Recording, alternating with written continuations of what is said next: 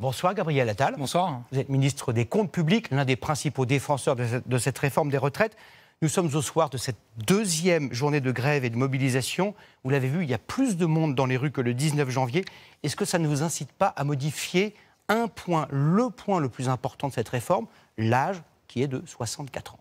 Il y a une mobilisation importante et moi j'ai un profond respect pour les Français qui se mobilisent. Je vois deux messages dans la mobilisation. Il y a un message d'inquiétude, effectivement, c'est une réforme qui demande un effort, travailler progressivement d'ici à 2030, plus longtemps. Et puis un message d'attachement à notre système de retraite. Or, si on ne fait rien, on aura un gros problème pour payer les pensions de retraite dans les années à venir. Il y aura jusqu'à 20 millions de retraités dont il faudra payer la pension chaque mois. Et si on se mobilise, c'est pour les Français de classe moyenne. Les plus riches, les plus aisés, ce sont ceux qui peuvent se dire que si on devait baisser les pensions, ça serait un problème accessoire pour eux. Ils ont accumulé du patrimoine. Les Français de la classe moyenne, qui se lèvent le matin pour aller travailler, leur patrimoine, c'est la pension dont ils pourront bénéficier une fois à la retraite. C'est pour eux qu'on agit pour ne pas avoir à baisser ces pensions. Donc vous redites, vous, ce qu'Elisabeth Borne a dit il y a peu, 64 ans, c'est non négociable, ça n'est plus négociable. Mais parce que l'alternative, Gilles Boulot, aujourd'hui, le temps du Parlement a démarré, ça a été dit dans votre sujet. C'est l'heure des choix. Le choix des oppositions, ce qu'elles proposent au Parlement, c'est de payer les pensions en augmentant massivement les impôts. 110 milliards d'euros de hausse d'impôts, ça fait très abstrait comme ça, mais je vous donne un exemple très concret. Pour un boulanger, un artisan, un commerçant, ça coûterait 700 € de charges en plus chaque mois par salarié. Ça serait une machine à créer du chômage, à détruire de l'emploi. Ce n'est pas ma conception de la justice. Effectivement, on fait le choix, nous, on est les seuls, de ne pas augmenter les impôts. Et ça nécessite de travailler globalement un peu plus longtemps, mais en tenant compte de la pénibilité. Et j'entends que vous dites, vous êtes ouvert. Est-ce qu'il y a un point de modification du texte de votre réforme de retraite que vous pourriez soutenir? Il est actuellement en discussion à l'Assemblée nationale. Un point important. Mais vous savez, moi je le dis toujours, il n'est jamais trop tard pour se parler. Et heureusement qu'on s'est parlé avec les syndicats, les partis politiques depuis de longs mois pendant que cette réforme a été concertée. On est passé de 65 ans à 64 ans. La revalorisation des petites retraites, ça devait être que pour les nouveaux retraités. Ce sera aussi pour les retraités actuels. Sur la pénibilité, on a élargi.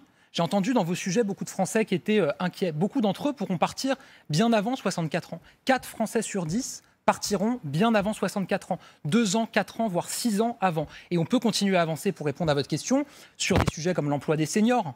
On a le taux de chômage le plus bas depuis 15 ans en France, le taux de chômage des jeunes le plus bas depuis 40 ans. On peut encore améliorer les choses sur l'emploi des seniors avec des nouvelles propositions. Et ensuite, sur certaines situations de Français qui ont commencé à travailler tôt ou qui ont eu des métiers pénibles, là aussi, on peut continuer à enrichir le projet. Mais l'un des ministres de votre gouvernement a reconnu lui-même que les perdantes de cette réforme allaient être les femmes. Vous n'allez rien dire, rien faire pour elles. Il y a beaucoup de choses, et souvent des choses fausses qui ont été dites. Et lui, il a dit, c'est pas un opposant, c'est pas un syndicaliste. Sur ce sujet-là.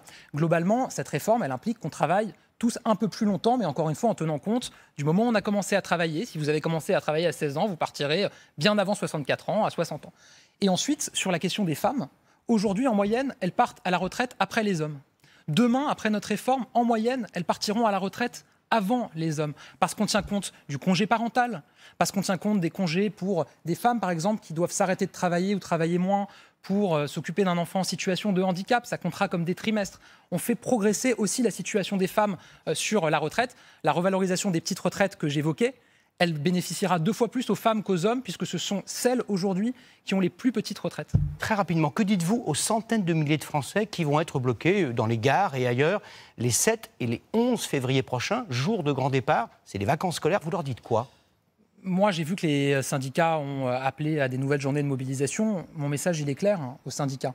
Si vous continuez à vous mobiliser, continuez à le faire en respectant les Français qui travaillent, qui se lèvent le matin, parce qu'à la fin, quand il y a des blocages, c'est toujours eux qui trinquent. Les Français qui vont travailler ou qui prennent un peu de vacances bien méritées. Donc c'est ça, évidemment, la demande. Ensuite, on fera tout, évidemment, pour que les Français qui travaillent puissent prendre un peu de repos mérité. C'est ce à quoi ils aspirent. Merci beaucoup, Gabriel Attal, d'avoir répondu à nos questions.